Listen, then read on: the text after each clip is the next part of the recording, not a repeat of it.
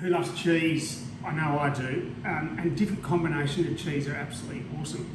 I'm going to do a little feta cube encrusted with a black sesame and a white sesame and drizzle with a little bit of wasabi and honey as well. Done all in the air fryer. So have a look at this. So what you start with, look how simple this is, right? It's just a little block of Greek feta, and you can decide what size you want the cubes. Don't make them too big. This is a great little hors d'oeuvre that you can run with a dip or some little bread. So just obviously try and keep them as roughly the same size in terms of those cubes. So really simple, Greek feta cut into those cubes in the air fryer. The air fryer is already going, right? So the air fryer at around 200 degrees, and these take about 8 or so minutes. So what we'll do, cut that up, bit of an egg in there, just the egg. Let's mash that up a little bit just so we can dip the feta in those. And it helps, obviously, the black sesame. Now, these are difficult to find, these sesame seeds, but I got these from a health food store, which turned out to be really cheap. So a little pack like that wasn't expensive at all. So mix them up. You could do just with one. You could do it just with a sesame, white sesame, but I like to mix them up. Now, these are pretty salty too, right? So you don't need to add any salt to it. That's why I like to, at the end, when you're serving them up, bring maybe a chutney or a honey or a wasabi paste that we've got there. Try and mix that up, obviously not with the fork that has the egg on it because they'll all stick to that. Mix it up, and with you can do those in little sections. With the feta, just bring in it so they really get an opportunity to be covered through that. Probably easier with the fingers. Clean hands, of course, and just really what we're doing there is just coating the little bits of feta. Now I'm going to transfer this onto that little white plate you can see there, but just individually. So as much, really trying to get as much of those sesame seeds on to those little bits of feta, like little cubes. Be cool there. Obviously they're not going to all stay on. And as I said, it's around sort of 7-8 minutes for this to cook.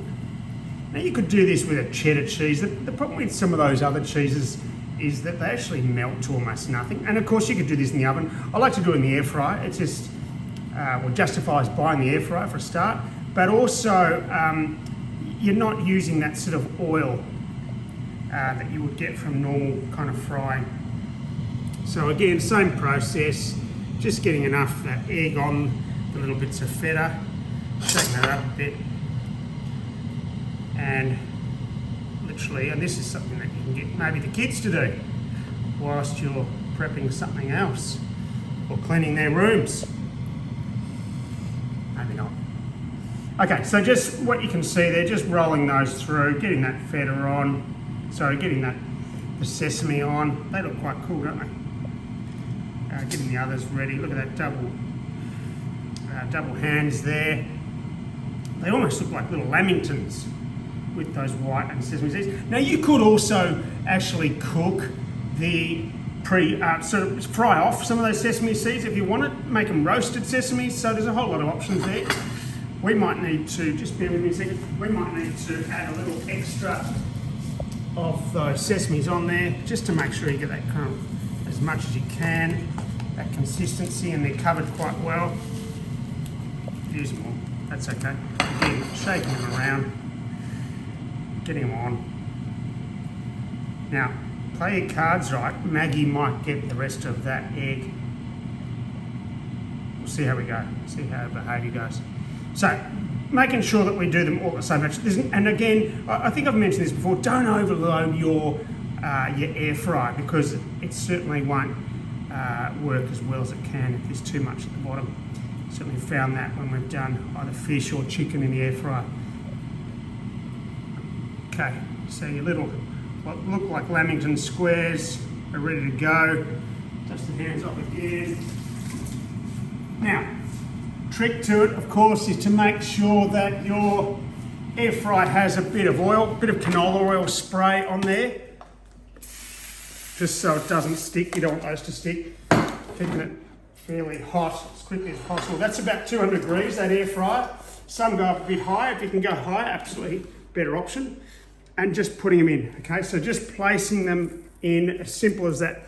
Now you can rotate them. Let's have a look how they go after a few minutes opening that up. But you can actually rotate them as well, just one by one. So you're carefully placing them in there, making it fairly spaced out. So you get the heat coming around from the air fryer. You can see that bottom tray there that allows the heat to come up and around and circulate. Essentially, that's how the air fryer works. Last couple, 1, 2. We'll come back, we'll make sure the air fryer's on, we'll come back shortly and show you what they look like. Okay, I reckon that's about 8 minutes. Let's have a little quick look at that. Oh yeah, great. Great. That'll be enough. You don't want to overdo them, right? Yeah, look at that. So that's what you're looking for, a little bit of brown on the side. You'll see some of those white sesame seeds have browned up, so I've got to plate that up and then serve that as an hors d'oeuvre. Fantastic. These are best served warm. So they're, as I said before, they're pretty salty. So just a little bit of honey on top. Just a couple of them. You don't have to do them all. And the other option is, I love this. This is that Kewpie, that's pretty strong wasabi Kewpie mayonnaise. Look at that. Beautiful. Enjoy.